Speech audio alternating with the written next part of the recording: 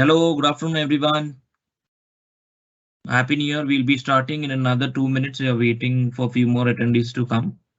So we'll wait for 2 minutes. Team, please confirm video and audio on WhatsApp.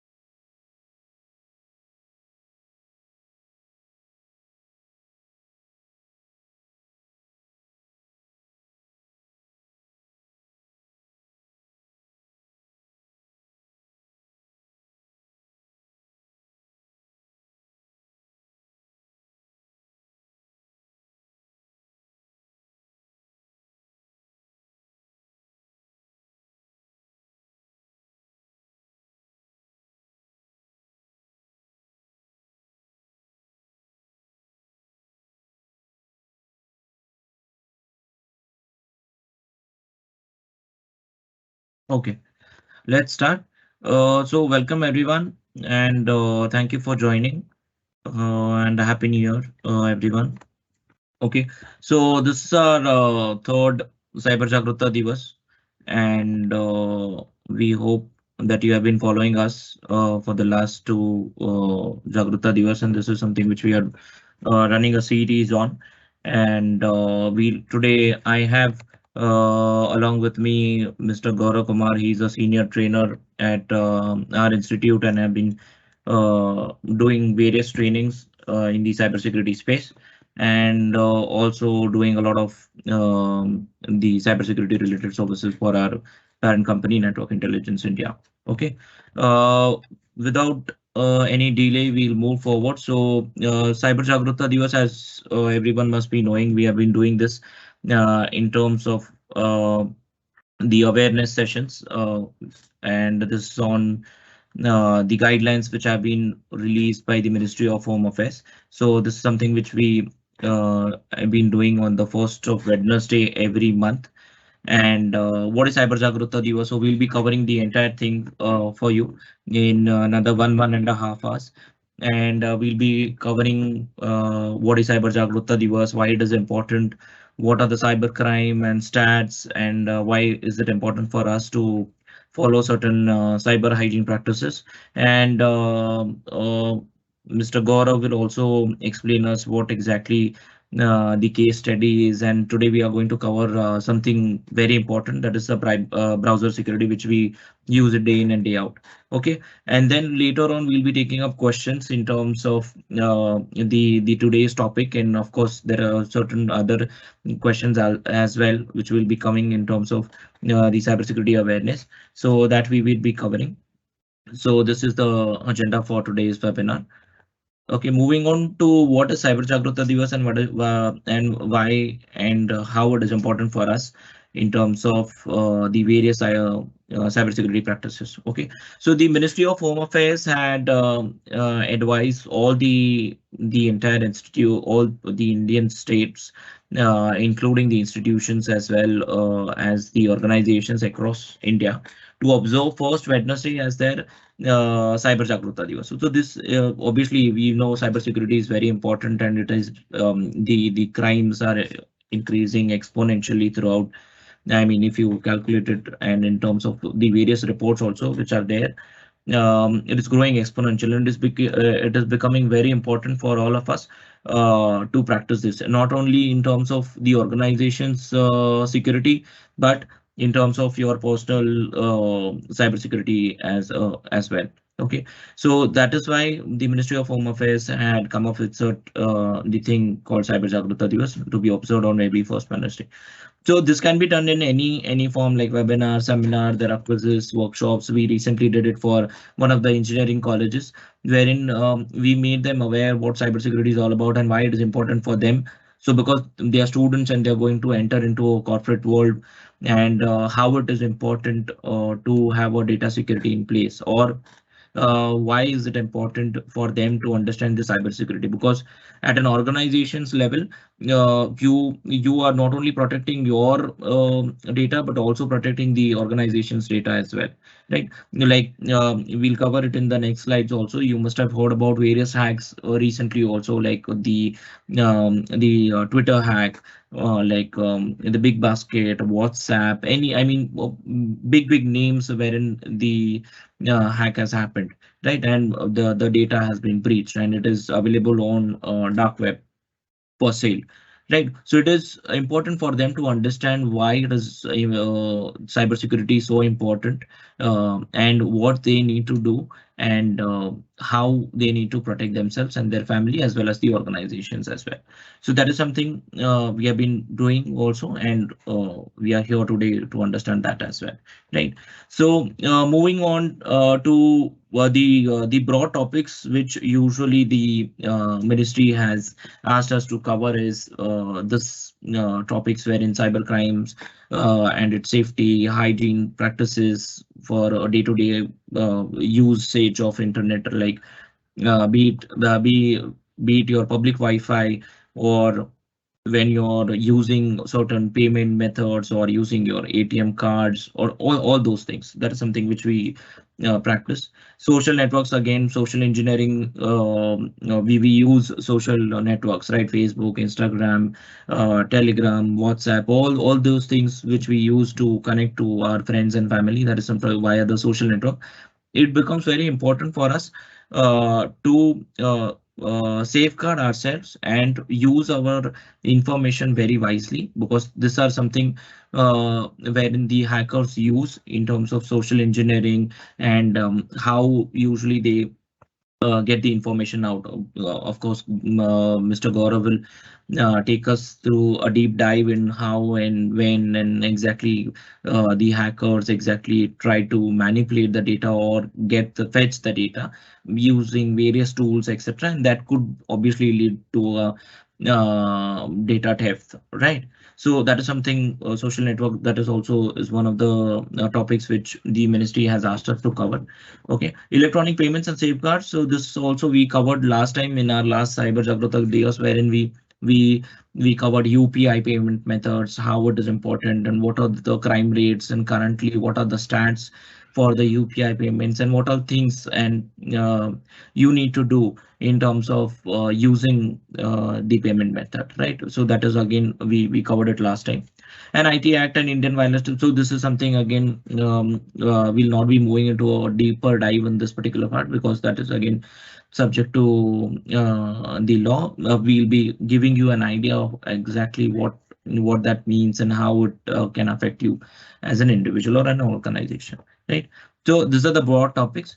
Today, so as I explained in the earlier slide, so these are big names in the industry which were and we use it day-to-day life, in our day-to-day life, wherein they were hacked, right? And it costed more than $6 trillion overall, right? So the impact is so much, like in case if there is, so again there's a reputation loss, right?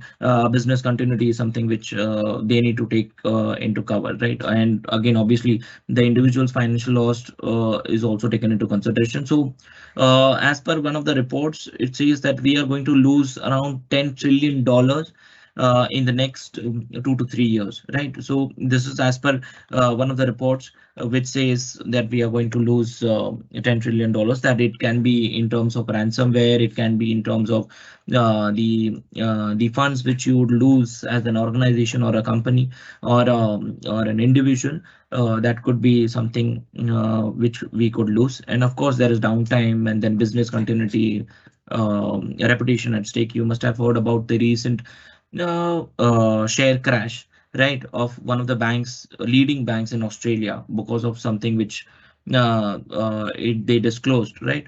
So that is something, the reputation losses, right? And in case if there is a breach, and then it impacts. So that is what it is calculated on the basis of that, right?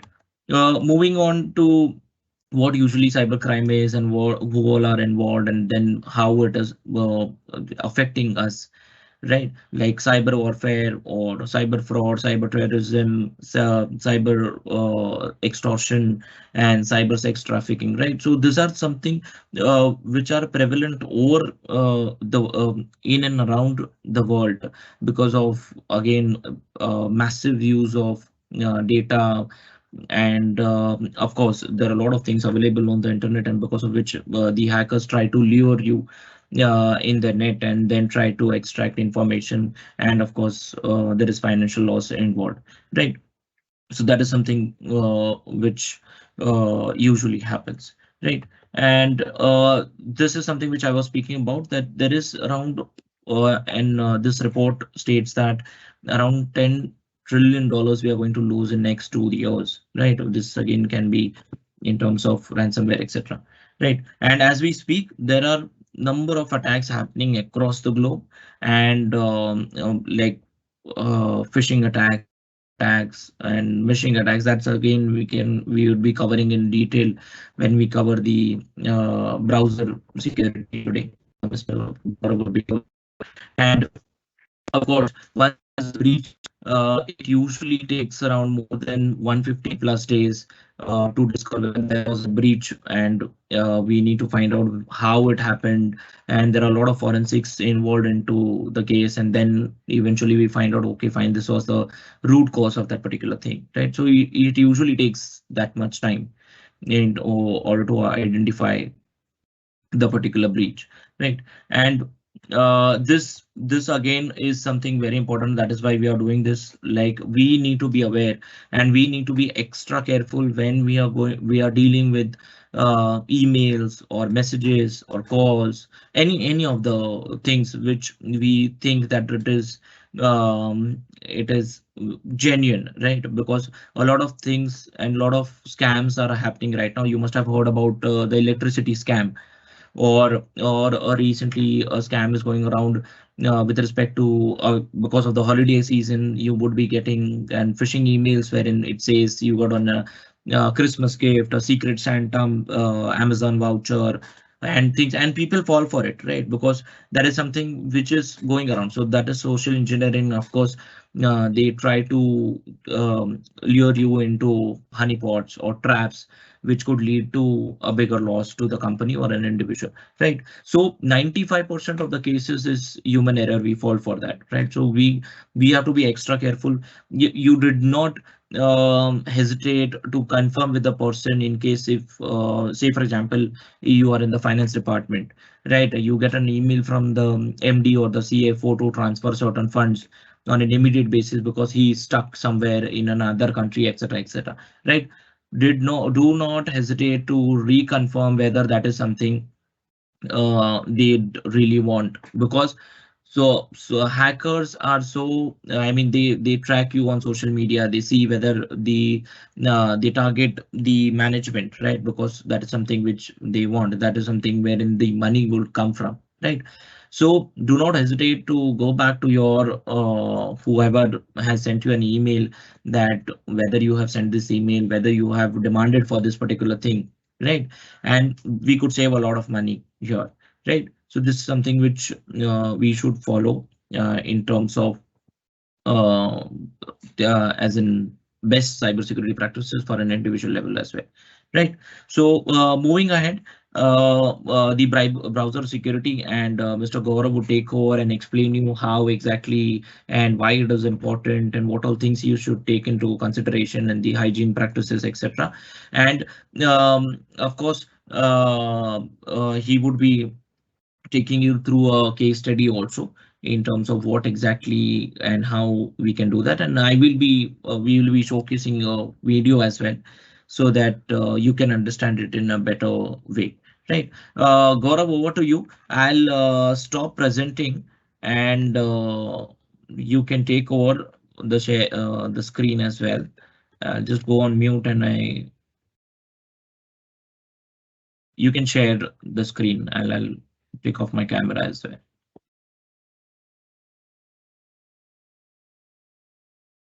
Yes, it's Hi. visible. Yeah, it's visible and you can go ahead. Okay. So thanks, Pratik, for the brief introduction. I welcome everyone for today's webinar, and I would like to wish everyone a very happy new year. So as mentioned by Pratik, regarding the Cyber Jaagrookta Diwas, so this we are doing because we need to be very careful because the one of the target of the threat actors or attackers is are basically humans. So no matter how many controls you implement, the if you are not aware, if you are browsing or if you are doing or if you're dealing with attachments or anything basically, so you might be a victim, and it can cost you as well as even your organization. So we as a human need to be very careful. So the topic for today's webinar is browser security. So why browser security? The reason is we all use web browsers on day-to-day basis. That's how we use web browsers to access websites and other resources on the web, right? So without browser, it's really difficult or it's not possible to access the resources on the web, right? So when you talk about browsers, there are ample of browsers available, and uh, through browsers we access our emails, we access other resources, we visit websites, we publish articles and all that. So browser issues are a lot of existing nowadays, and there are a lot of security issues which we'll be talking about with regards to browser security. So when I say a lot of issues, I mean to say security issues or vulnerabilities, basically weaknesses which also target the web browsers.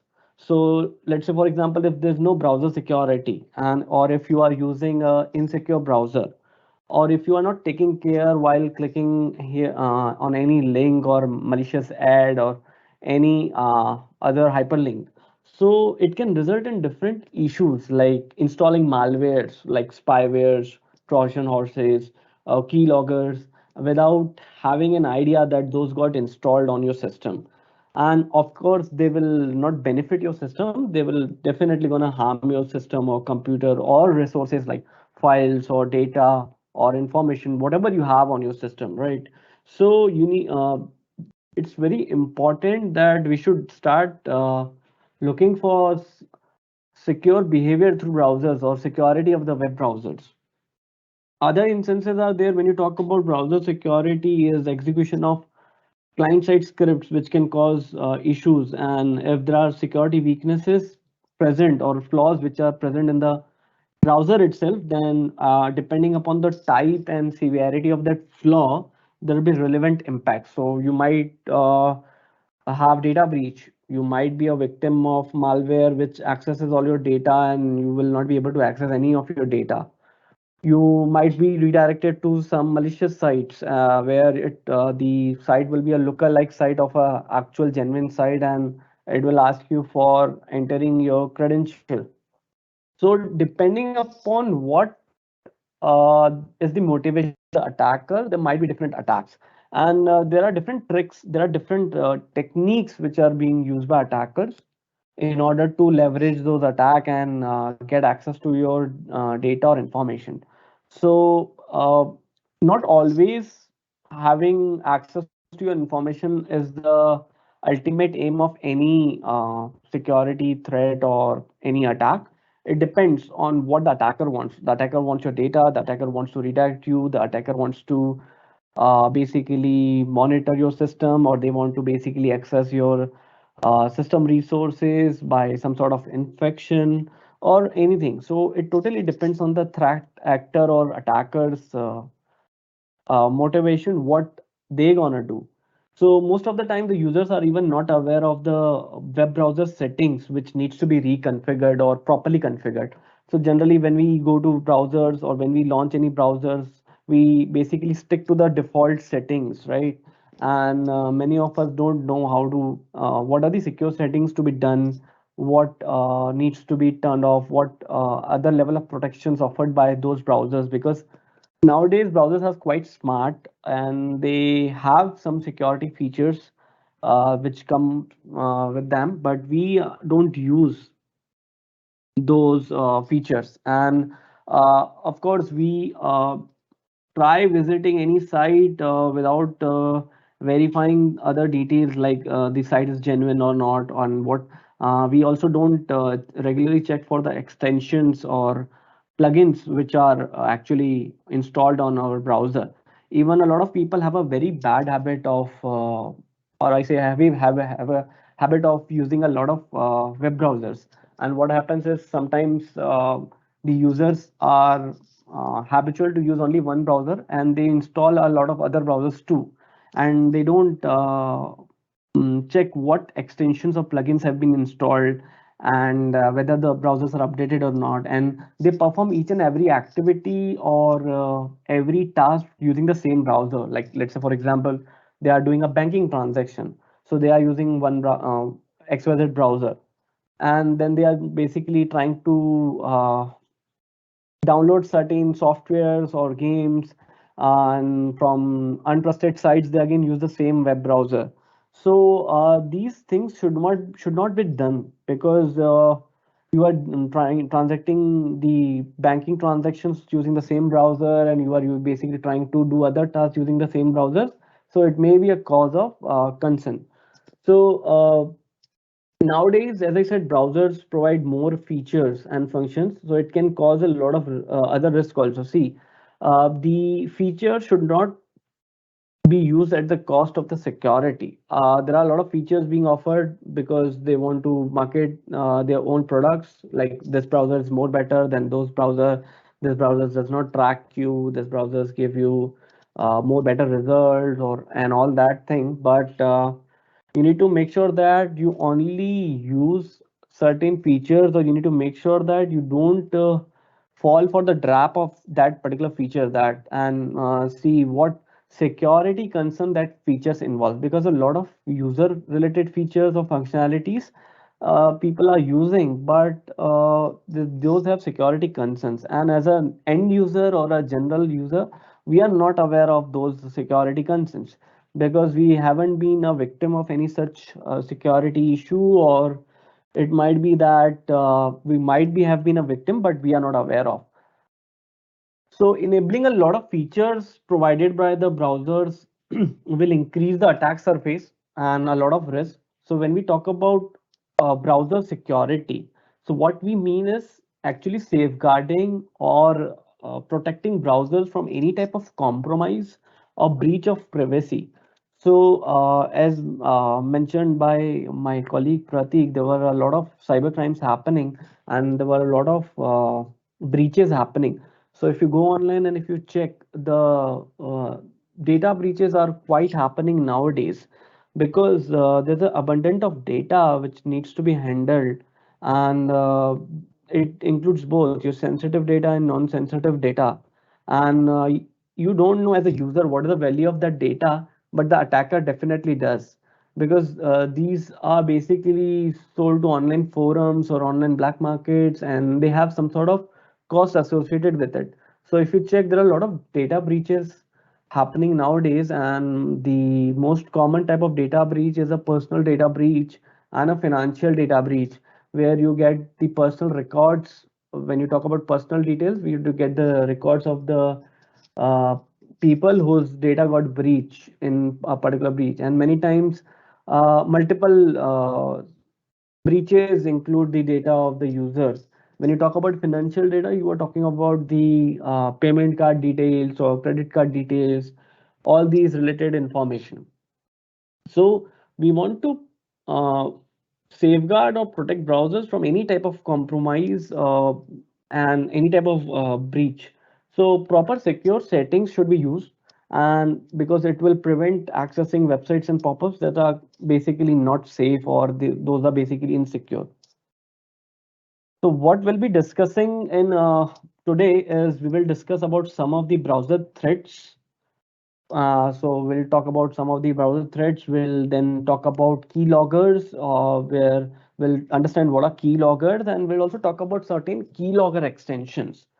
And I'll talk about few keylogger extensions which are available from for Chrome and for Mozilla Firefox. So you can even try to explore those, because not every keylogger is unsafe or insecure, because some of the keyloggers are even used to monitor the computer activity, which are used by organizations also. But as we are talking about the security aspect, I mean to say that most of the time the keylogger extensions gets installed on your browsers when you are trying to install any software, or some sort of other malicious things, like adwares get installed, which you are not aware of. So they get silently installed on the in the background.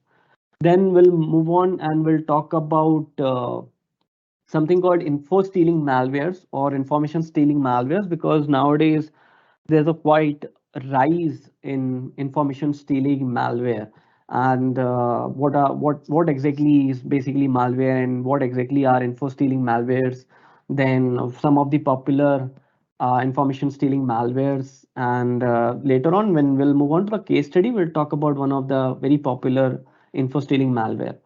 And then moving ahead, we'll talk about some browser extensions which are malicious. We'll basically talk about recent malicious browser extensions which were basically believed to steal data from for about the users and their browsing activities and all. Then we'll talk about certain browser vulnerabilities. As I said, that browser itself is vulnerable, then there are a lot of issues which can happen. So we'll talk about the recent vulnerabilities which were found, and for which the fixes would have been rolled out by the respective browser companies. Then we'll talk about malvertising, and we'll understand how malvertising works and what are the different malvertising campaigns. And in the last, we'll talk about some of the security best practices. So this is only gonna be covered today in the webinar. So when you talk about browser threats, so in order to understand, let's talk about what exactly a threat means. So a threat is basically a possibly a danger that might exploit a weakness to breach security and can possible possibly harm to the system or application. So there are a lot of threats related to browsers. Some of the threats are mentioned on the slide, like malicious plugins installed, vulnerabilities in the browsers, malicious redirects, pop-up ads, and safe passwords. Now this list is quite exhaustive, so we have not kept all the different threats which exist for the browsers, but these are some of the threats. So when you talk about malicious plugins installed, so when you talk about plugins provide a good user experience and some sort of functionalities to the end users. But have you ever thought from a security perspective that the different plugins which you're using are secured ones or not? Because what a general end user does is basically they look for some plugins, and they basically add those plugins on the browsers and they start using it. But they don't check for related security issues or any other security concerns with related to those plugins. It may be a case mostly because the plugins are poorly or weakly designed by the developers. So because the weakly designed plugins can give rise to vulnerabilities. By vulnerabilities, I mean to say weaknesses which are being targeted by attackers or threat actors. So they can be targeted easily. So even a lot of plugins have malicious intent for stealing some data or redirecting users to the malicious sites where there will be a lookalike or website or a clone website of a genuine site, and they will ask for either the user to enter the credentials, or basically they will try to install or download some sort of malwares on the system in order to infect the system, and the user will not be aware of. and most of the time we don't even see where the what is the actual URL, which is basically the plugins is the users are getting redirected to. So always you should definitely look properly whenever there's a redirect happening. Most of the time you will get on the genuine websites, you will get a warning like you will be redirected to the site in few seconds, right? So let's say, for example, if you have installed a malicious plugin or extension that it may allow the threat actors to get access to all the data in the browser. So the issues with plugin is that they have access to every site you visit, the different keystrokes which you enter, the different passwords which you save. So a lot of people have a habit of saving the password. So let's say, for example, they went to a website, they have entered their credentials, and then there is a option coming to the browser, save the password, and a lot of people do. A lot of people do save the passwords, and a lot of other people use password managers. See, password managers are also not 110% safe, but you can use password managers depending upon the type of password manager you want to use and how well it is being structured and how it works. Like, so because in a recently there were cases where one of the popular password managers also got compromised. So, like in the past, there were around 4 to 5 Google Chrome extensions were found that were extension plugins were found that were secretly using web browsers to actually perform click on pay-per-click advertisements. So these kind of things happen generally, and users are generally not aware of that. So even the if I talk about Mozilla Firefox, so they have removed around 200 add-ons which were believed to steal the user's data. So as I said, the user's data has some sort of cost associated. It has a value. Users generally don't understand, but the attackers definitely, as I said, they are known. They knew what's the value of that data. Now, the next is vulnerabilities in browsers. So these are another point to concern where the attackers take the advantage of security vulnerabilities in the browser itself. So we'll see vulnerabilities in the browser later on in the slide where we'll discuss the recent vulnerabilities which were discovered. So we'll discuss about the vulnerabilities which were found in Google Chrome. We'll discuss the vulnerabilities which were found in Mozilla Firefox, even the Microsoft Edge. So we'll talk about that. Malicious redirect, as I said again, so it depends. It might sound similar like plugins or extensions, redirecting. So these are the very common techniques which are often happen. So not only malicious plugin installed, but malicious redirects also happens. So what happens is the user is being taken to a malicious page from a safe web page or web application. And when landing on that malicious page, it will basically trick users into clicking on certain links or some buttons, and the user is being tricked into downloading malicious softwares.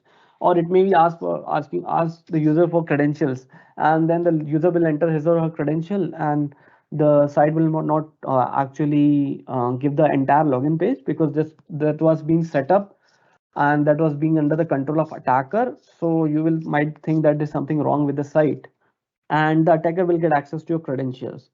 So another example we can take is a lookalike website of a social media site hosted by attacker, and the attacker has complete control of that. So attacker can craft a link, and through malicious redirect, the user gets landed on the attacker controlled site, and then the attacker get access to his or her credentials. So malicious redirect is another basically things to definitely look for because it can really cause some serious concerns. Now, it reminds me of a recent campaign which was happening. So around 15,000 sites compromised in a malicious SEO campaign.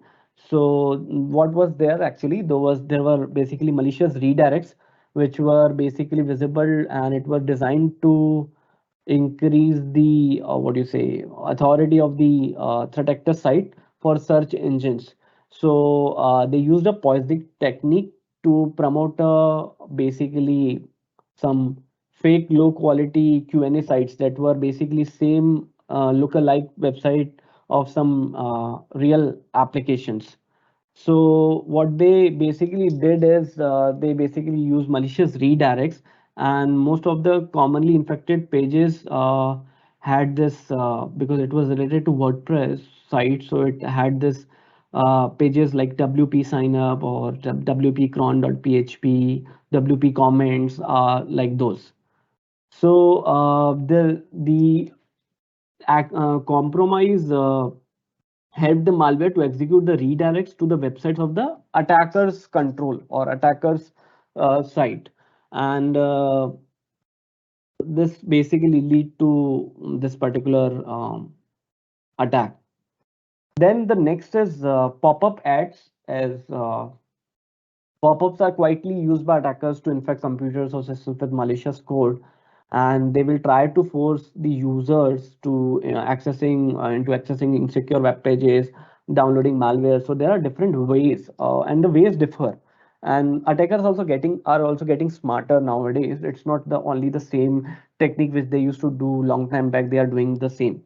So there are different methods for forcing users to click on the pop-ups, so they can might create a pop-up that will not be able to close generally by clicking the cross option, or it will show a warning that will force the user to download a malicious payload.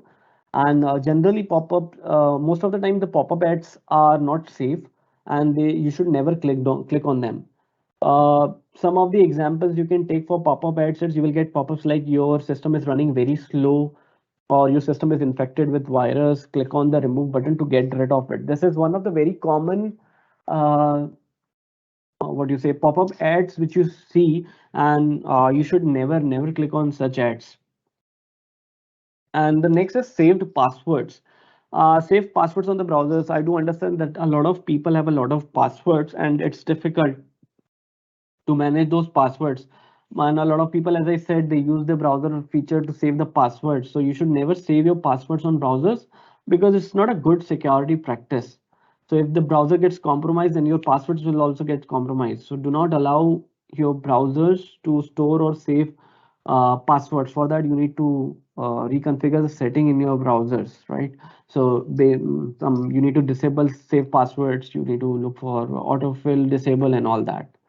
So these are some of the threats which are quite common, and it's not like that it's quite generous, because people fall into trap of these threats, and they basically become a victim of these threats. And uh, these things should be definitely taken care of whenever you are interacting with any pop-up ads, or whenever there's a vulnerability which is being discovered and there's an update coming for the browser. You need to always be very careful while installing and selecting the plugins. See, plugins are free, that's fine. They provide you functionalities, that's totally fine. But you need to see whether do you actually use plugins. A lot of times, a lot of users install plugins and they don't use it regularly. So the one of the good security practices, when you are not using any certain features or plugins, you should not install them, or you should deactivate them. It will actually reduce the attack surface, because the more number of features which you will implement, the more attack surface will get increased. The more attack surface will get increased, there will be more chances of getting compromised. Because unless until you are monitoring each and every plugin and you are very cautious, and you are updating them on time, and if there are plugins for which there is no fix, then you are actually removing them from your browsers, right?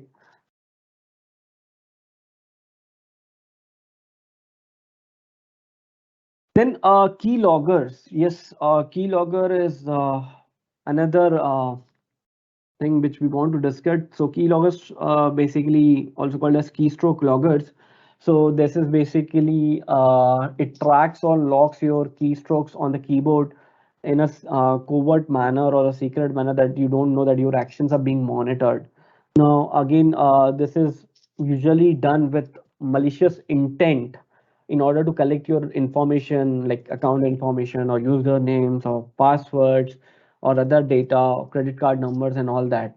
So it's basically used as a spyware tool to spy, to steal both sensitive and non-sensitive information. Now, when we talk about sensitive and non-sensitive information, totally depends on the organization, or the individual, what information is sensitive to that particular individual or to that particular organization. So more security is being implemented for a sensitive data. I'm not saying you should not protect your non-sensitive data, but even both sensitive and non-sensitive data needs to be protected. So cyber criminals actually use keyloggers to steal personal or financial information like banking details, and which they can sell for profit. So the most basic forms of keyloggers actually collect the information which you typed in a web application, or and they can record the keystrokes. Now other type of keyloggers also record what sites you are visiting, the different characters, alt and shift and control key functions. And when you talk about keyloggers, these are basically software based as well as hardware based. When you talk about software based, again, one example is keylogger extensions. There are form grabbing keyloggers, there are JavaScript keyloggers, there are basically API keyloggers. So there are different varieties of keyloggers which are available. So when you talk about form grabbing keyloggers, so they record and they basically log the data which you entered into the input fields. So they are basically they get somehow installed on the browser, or they get downloaded on the victim's computer, and they have this malicious intent to basically log each and everything what the user is doing. When you talk about JavaScript keyloggers, so these are keyloggers which are actually being developed or coded in JavaScript, and these are injected into sites. So they actually execute scripts to record each and every key which you are typing, and on each and every site which you are visiting. Apart from this, when you talk about API keyloggers, so they use application programming interface to record each and every keystroke. So they record all the events, including when you press a key within the application also. So that's why you have, if you see, due to the keylogger issues, when you go to any banking application, you have this virtual keyboard. So which basically there's a keyboard which you see on the screen, and they ask you to use that keyboard rather than your own actual keyboard, so that in order to prevent any type of key locking activities. So these are the keylogger extensions mentioned on the slide. When you talk about Tecker, Chrome Logger, Keylogger, and Nifty. So as I said, not all keyloggers have malicious intent. Some of the keyloggers also used by organizations to monitor computer activity for the users. So if you want to really explore, so you can try exploring these extensions. So when you talk about Tecker automatically monitors the browsing activity of the browsers on devices, and it can capture all the keystrokes, all the actions, uh, I'm sorry, all the actions and clicks performed by the user on the target application, and all the information is captured, is available on the server, and it also supports a logging feature to track all the user actions. So when you talk about Chrome Logger, it's basically another keylogger, and it's extension used for Form Grabber, which runs on Google Chrome. And it again also it basically logs the keystroke or the keystroke types or entered into the web pages that are basically opened in the Chrome. And they also this also has the capability to capture form submissions like login forms or input fields or search boxes. And once you actually try install using this, it silently start recording all the keystrokes. So it reminds me of one of the recent case study where the Google Chrome have removed around 106 Chrome extensions which were collecting keystrokes, clipboard content, cookies, and some other details. And these extensions impersonated themselves as utilities or tools for improving the web searches or other utilities like scanners, converting files in different formats like doc to PDF or PDF to doc. And how they got noticed is that all the extensions were sending data back to a same domain controlled by an attacker. So that's how it got noticed. So again, you have Fee Keylogger and Nifty. Nifty is for Firefox. Similarly, you can search for other keylogger extensions. Uh, which you can try exploring.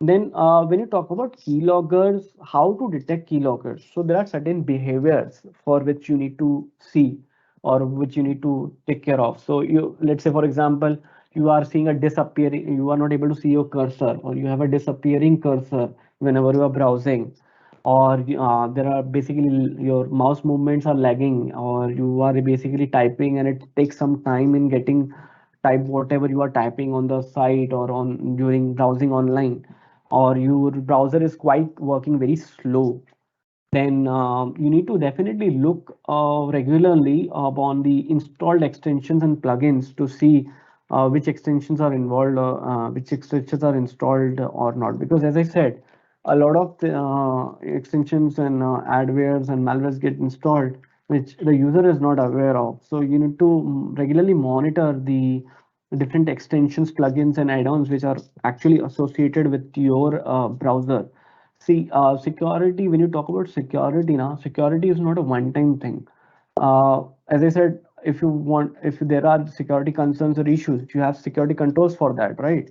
But if you don't maintain the control, or if you don't monitor the control, then it can cause issues. So if say you say today you are implementing a certain security control and you are not monitoring it, later on you found out that the control is not working as per the requirement, due to which a particular compromise happened.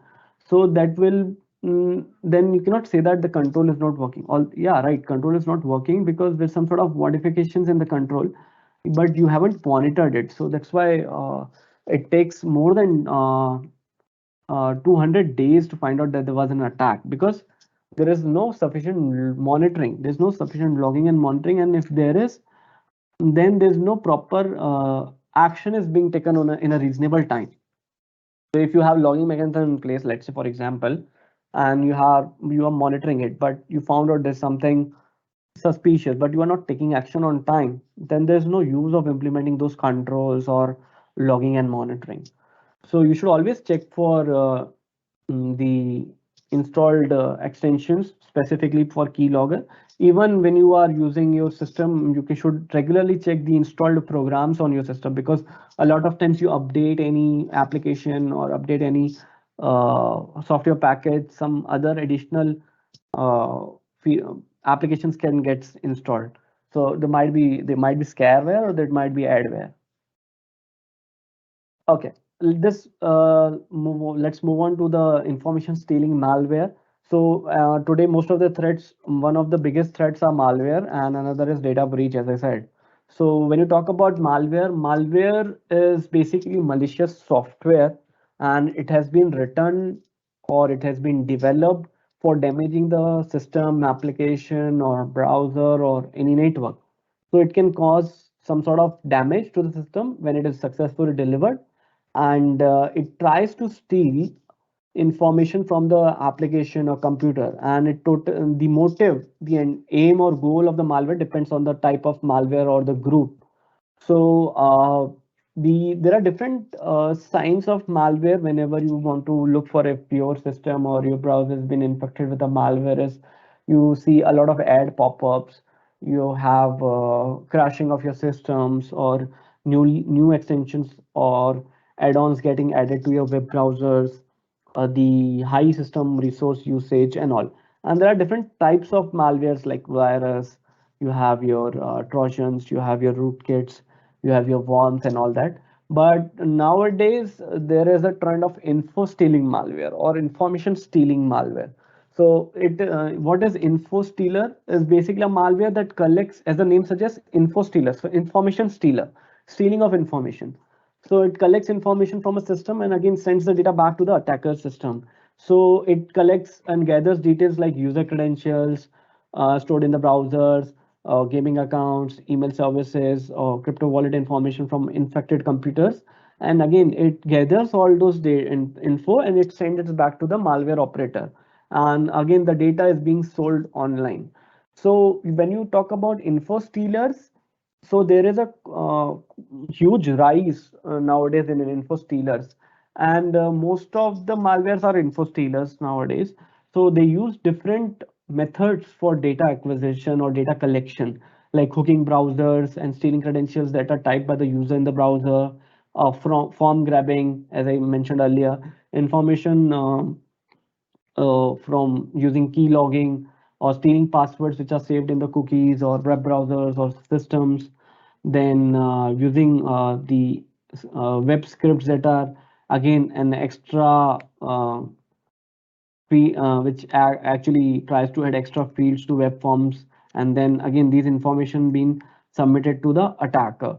So there are different ways on using which the info stealer actually collects the information, and nowadays the modern information stealers are basically they are using parts of botnets. So they are basically configured remotely through the help of commands which are sent from command and control server, which is basically under the control of an attacker. So bots are used to distribute info stealers earlier when you talk about like around 2021, and basically impacted around 8,90,000 devices. So with the figure you can understand how greater the risk is, and basically infected across around 100 countries, and the attackers or cyber criminals actually stole around 50 million passwords and other details of bank cards and other data from crypto wallets. So when you talk about the difference between InfoStealer and Keylogger. So, Keylogger basically takes the information which is being typed, but InfoStealer not only takes the information, but it also gathers the other information from the infected system. So it's a more a broader basically scope when you have a system being infected with an InfoStealer malware rather than a Keylogger, if you want to understand the difference. So there are different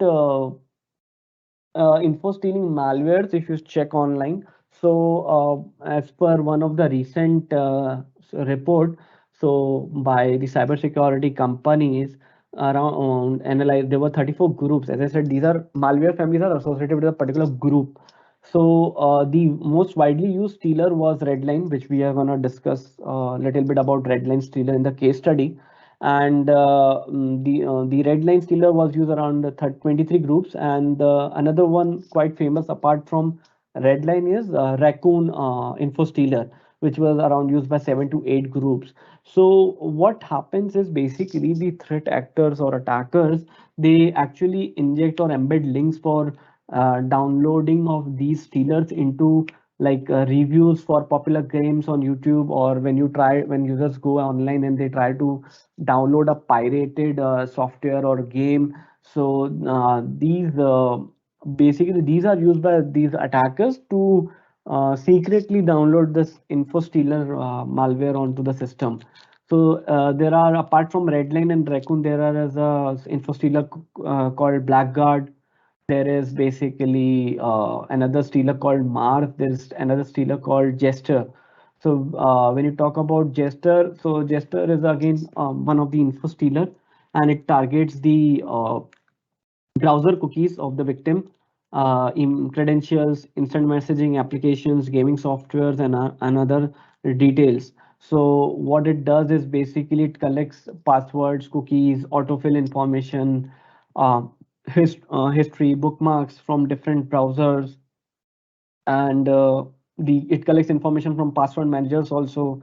It tries to gather information from the gaming software sessions and all that. When you talk about if you talk about Mars info stealer, so there was a campaign used to distribute the Mars info stealer, and it uses the search engine optimization methods and fake websites that convince victims to download the fake installer. So the Mars stealer used to basically generally browse private information, autofill information, again cookies. They basically have some grabber functionality that steal the entire files, and they can also you take screenshots when the system gets infected and all that. So when you talk about Blackguard, So Blackguard steals again web browser data like extension details, emails, messengers, and other sensitive device information of the infected system. And Blackguard is also available as a malware as a service. And again, it is basically delivered into a zip file, which is again available for 200 USD dollar per month or on a subscription basis. So nowadays malwares are available on a lifetime basis. You can purchase or you can have a subscription basis feature, and you can have that info stealer with you. When you talk about Raccoon, as I said, Raccoon and the Redline are the two most popular one. Again, Raccoon steals and gathers profile information, again credentials, cookies, and crypto wallet data, and system information and all that. So you need to see, you need to be very careful when you talk about when you deal with such info stealing malware. So you should not download anything from an untrusted site or untrusted source, because those are not the genuine one, and these are actually being targeted by attackers. As I said, that due the crack gaming software or crack gaming applications are being used to inject those mal info stealers, and those are basically downloaded onto the victim system, right?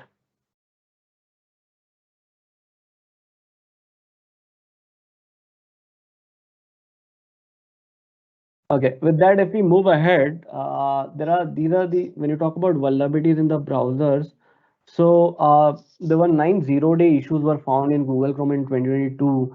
So zero-day vulnerability is a issue or vulnerability which is not known to the vendor or the manufacturer, but it has been exploited in the wild by the attackers.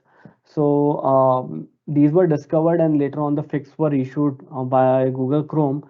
There were 25 Microsoft Edge vulnerabilities were discovered, and multiple zero-day flaws were discovered. So it's not like that only the Google Chrome will will get a lot of vulnerabilities. There are other browsers too, which basically uh, be a victim of the vulnerabilities. But obviously the most common or more properly popularly used browser will be targeted most, because it will attract the larger audience. So there are a lot of different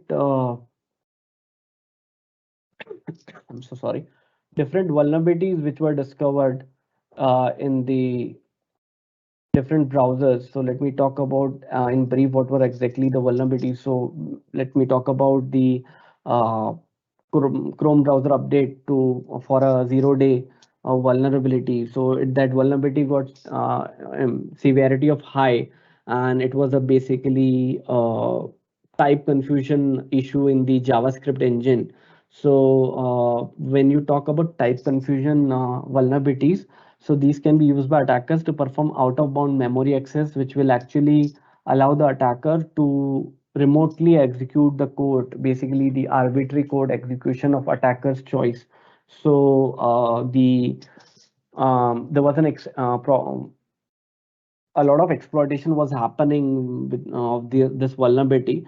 So there were other vulnerabilities like heap buffer overflow or insufficient data validation, then use after free and some animation related feature of Chrome. So these were found out in the Google Chrome browsers. So there were, if you check for any vulnerability, there is a CVE ID associated with that, which will give you more details about that. Another vulnerabilities which were there in Firefox, which I remember, is basically there were around two security vulnerabilities which were high impacting for Mozilla Firefox. So that was use after free issues, which was actually affecting the extensible style sheet language transformations and the web GPU interprocess communication framework. So these were the issues, and these were again fixed by Firefox with a proper update. So generally nowadays, whenever any update is being pushed out for any browser, so these browsers get updated. You just need to restart them. Sometimes if there's some issue, you can try checking manually for the updates.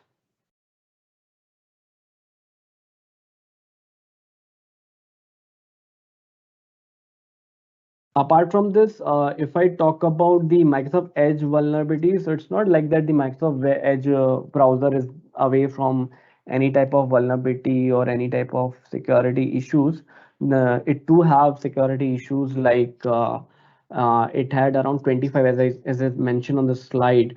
So there were basically use after free issue in forms, or again type confusion issues, and there was basically use after free issue in the camera capture, and there was another which I remember is insufficient policy enforcement in the dev tools. So there were a lot of vulnerabilities being discovered in the Microsoft Edge web browser also. If we move on to next topic, which is malvertising, again, it's another thing which you need to definitely take care of when you talk about malvertising. So, malvertising is basically the injection of malicious code in digital advertisements or malicious ads. So that's what the malvertising is. So it basically installs again malware or adware on the user system, and these can be used to redirect users to malicious sites. So it's not a one technique which is being always used by the threat actors. It's different multiple techniques which can be used, right? So ads are visible to each and every visitor, and every page viewer can be at a risk of malvertising. So the malvertisements generally affect the user in a different manner, like installation of malware, like by using drive-by download method, which is through browser vulnerabilities, or like showing malicious pop-ups by executing scripts. So let's understand this with an example. There is a malicious ad. Let's say there's a malicious ad which is shown, and the user clicks on the malicious ad, and then some code gets executed and installs the malware on the user's computer, or it might redirect the user to a malicious site or phishing site for harvesting the user credentials. So when we talk about malvertising, then a lot of different campaigns related to malvertising are being done. So there are campaigns like you might have seen somewhere, or you will see campaigns like tech assist campaign, where the attackers try to exploit with a fake website which will present the users as a genuine site for any company, and they will try to provide, and they will claim to provide the tech support or tech assist to the users, and they will basically uh, in it will basically like that there will be some JavaScript code which will prevent the users or victims from closing that page normally, and which will actually try to create a sense of frustration in the user's mind, and then they will basically showcase a toll-free number which is listed by that malvertising, and in order to close that particular page. Another method is basically scareware. So scareware is just like the name, which scares you by some showing or displaying certain messages that your system is infected or your browser is infected, and thus then ask you to download a program or any software to fix it. Then get richer schemes are another which a lot of people fall into trap. So there can be like lucky draw offer or lottery offer, and then earn money from home scam now in COVID, or work from home scams like that, fake surveys and all that. So there were some of the very popular malvertising campaigns happened, like Rough Tad was one of the malvertising campaign, the which basically was capable of bypassing the ad blockers, and the cyber criminals leveraged, or basically they were able to perform the campaign successfully with by a lot of different techniques. Then there was another malvertising campaign that targeted malicious that use malicious ads within the mobile app. So once those get actually installed or downloaded, they will trigger the notification, which will basically show a warning to the user that there is something wrong. You need to upgrade this application, In this way, they will get access to their details. So recently there was another malvertising campaign happened, which were using Google Ads, and it was targeting the victims for searching for popular software. So that was the recent one which was happening.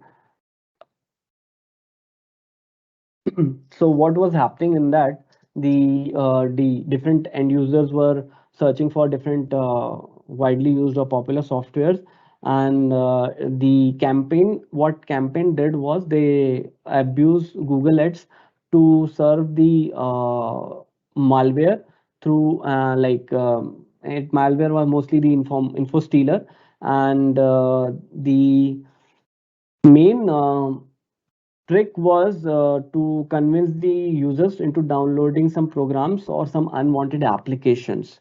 So that was the recent one example of a malvertising. Now it brings to a question. You understand what exactly the malvertising is, but how do you prevent yourself for malvertising? Malvertising is generally difficult to check or look for, and but it requires until ultimately it requires or needs some sort of end user actions. So you can use you can basically block all ads in the browser settings.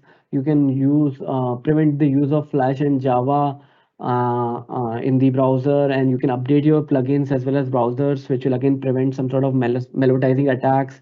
And you can use some antivirus software which can actually prevent you from some drive-by downloads or malicious codes when gets executed if somehow you click on an malicious ad. Okay, let's talk about case study. Hi, Gaurav. Thank you very much for giving us the entire know of how exactly the browsers and everything works and how we should take care of the plugins. But before we move on to the case study, I would like to just quickly show a video so that they can connect as to what all things actually happens at the back end in case if they really fall for it. Okay, I'll quickly share a video. It's from the DEF CON and we'll directly take the example there. Okay, just give me 2 minutes. So, Please confirm once you can see the screen. Okay, and the audio as well. Okay, just moving on to. Hello, Pratik. Can you please share your screen? Yeah, I'm sharing my screen. 1 second. Is it visible? Yes. Oh, yes.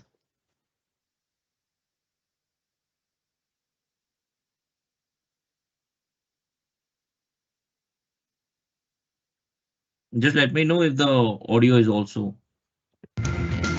Is it Anyone altered? with a Yes. phone and an internet connection can do social engineering. But I was curious, what can a hacker with serious coding skills do? Well, DEF CON is the world's biggest hacking convention. It's hacking everything, hacking social, hacking hardware, hacking software, hacking various systems. I asked Dan Tentler, a well-known security researcher, to turn all of his firepower on me. I did get into quite a number of things that I found. So what were the first things you did? How did you start hacking me? I quickly found your Squarespace blog and had an idea. Basically what I did was created a bogus Squarespace site and sent an email to you, a fish asking you to go to this website, run this certificate installer. And I did it because Yeah. I'm an idiot. So once you ran that, it gave me access to your computer, and I created several fake pop-ups that looked like system pop-ups that would ask you for your credentials. You didn't even have to have my passwords. No, you gave them to me. I gave them to you. Yeah. So I stole your 1Password keychain. And 1Password is where I store all my other passwords. So effectively And by your social security number and your Amex stuff and all your stock trading and bank information. I can send email to everyone in this room as you. I am you right now if I wanted to be. If my evilness is working correctly, it should actually be taking pictures of your desktop and pictures through your webcam every 2 minutes. And I have been watching you for about 2 days now. In coffee shops, at your mom's house, on a plane. Here's you editing stuff. There's you like. Oh my god, looking so this nervous. is literally every 2 minutes through my webcam. Yeah, through this guy. How badly could you have messed up my life? I could have made you homeless. I could have made you homeless and penniless. How? Like, How would you make me homeless? Like, I have control of your digital life in its entirety. I have all your credentials. I have all your access to all your financial information, all your work information, all your personal information. I can pay people with your bank account or your Amex account. I am you. I can fully impersonate. Like, the only thing I couldn't doctor would be like your fingerprints. This is like as bad as it gets. It's ridiculous. Yeah, it's bad. So it turns out that Dan Tentler is very good at his job. I mean, he hacked the hell out of me. He got everything. Well, I mean, frankly, I want to take my computer and throw it into the deepest part of the ocean, and I want to become a hermit, and I want to never touch a piece of technology again, because holy shit, that was everything. That was the keys to my entire life, and he just pulled them out of his pocket. Hi guys, I'm Radha. Okay, so I think everyone must have been thinking on the similar lines only what Gaurav was speaking earlier about fake pop-ups and phishing emails and extensions. I think this 2 minutes summarize the entire attack vectors and things which usually the hackers use, and Gaurav was explaining us, right, Gaurav? Yeah, correct. Okay, good. So we are good to go. We can take the case study, and then later on we can open the floor for questions, and then if there are no questions, we can wrap it up. Okay. Sure. Yeah, you can share your screen and you Yeah. can start the case study. My screen visible? Yes, it's visible. Okay, thank you. Okay, let's discuss about the case study, which is for the Redline stealer. As I said, it's one of the very popular info stealer nowadays. So it's again a malware which is basically used to steal information, and it infects systems with other malwares. And it is available on different forums, and it can be purchased depending upon the version. So it generally gathers information like logins, passwords, cookies, credit card details, and autofill from the Gecko-based and Chromium-based web browsers. And it also collects IP addresses, keyboard layouts, user account control settings. It is capable of gathering the details for installed security solutions and other details. And it is being used by attackers to infect other computers with other malwares also.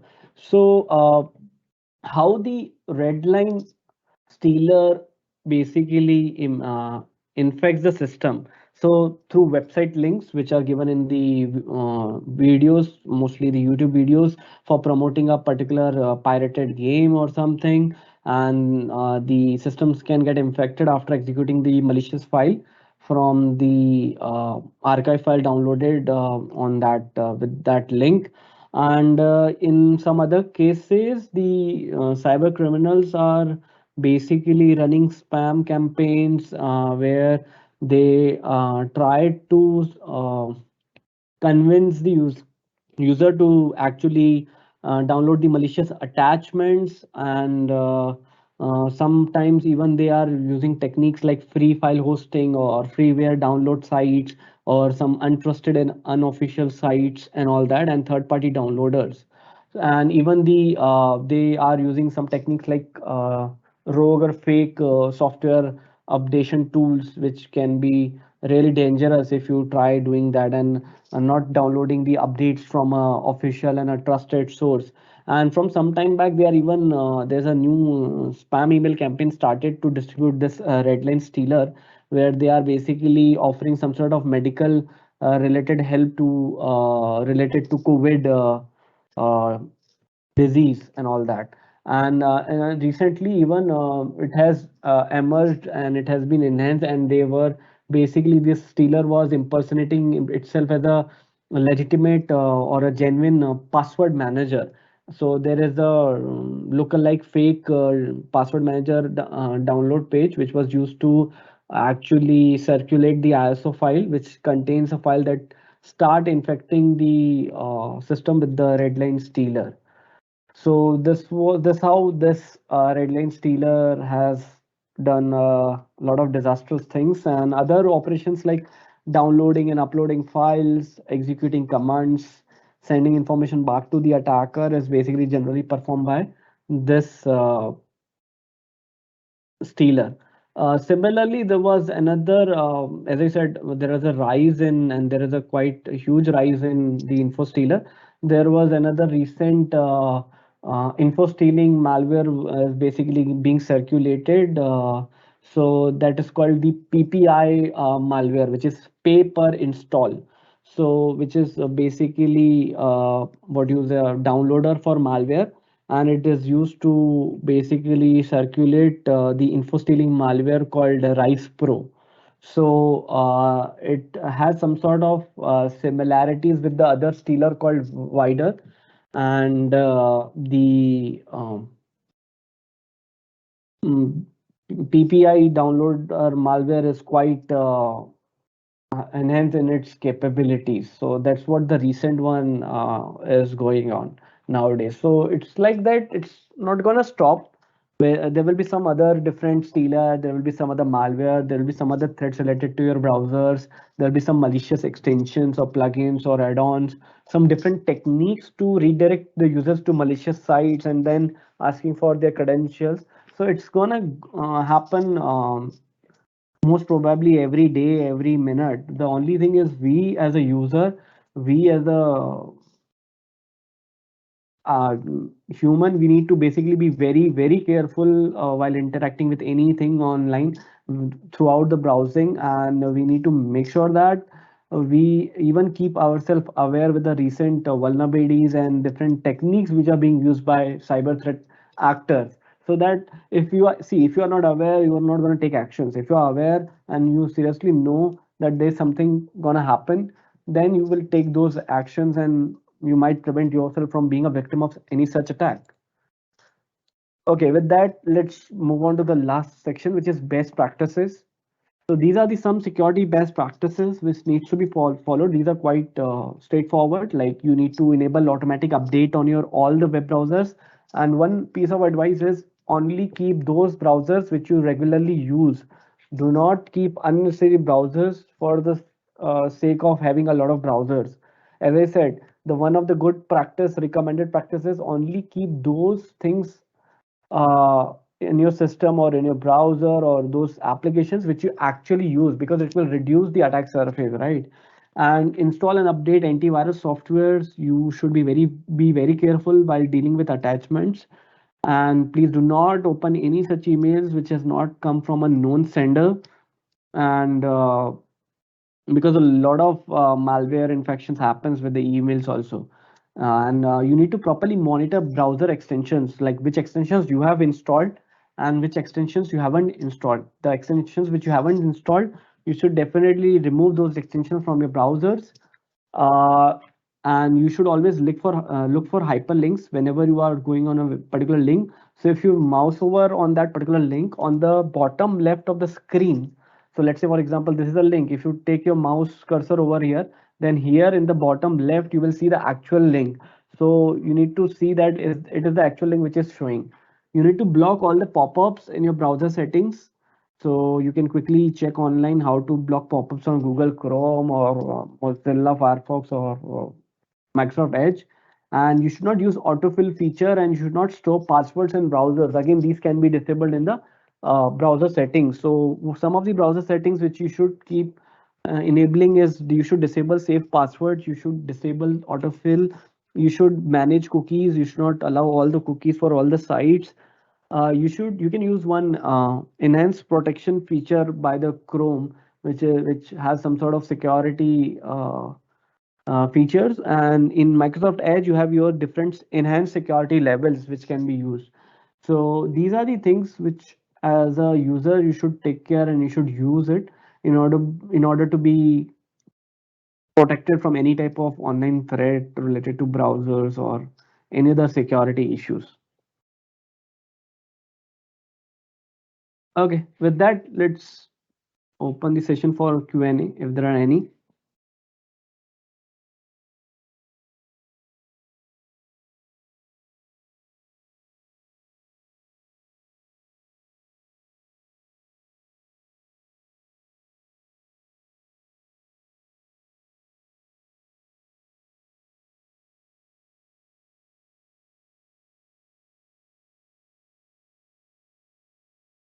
Thank you, Gaurav. We'll wait for 2 minutes. We'll check if there are any questions coming in, or else we can conclude the session.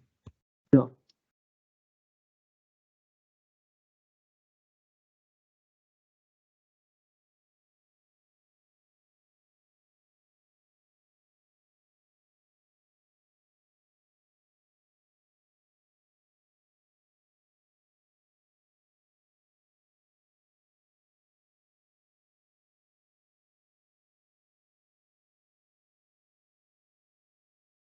Okay, I think there are no questions. We can end the session. Katik, we can end the session.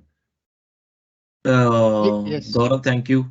Thank you so much for your time and taking us through the entire browser security. And I hope the audience would now be a little careful while using certain browsers and taking certain extensions, or installing any plugins, or clicking any plugins or extensions for that. Right? Thank you so much. Thank you, team. Thank you, everyone. With this thing, I think we can conclude the session for today. We would be coming back with a new set of topics, and our next Cyber Jaagrookta Diwas would be scheduled on 1st of February. That is again the first Wednesday, uh, and we'll see you then, and same time. So 1st February, same time, we'll see you again with the new topics. Thank you very much, and thank you again, and a happy new year again.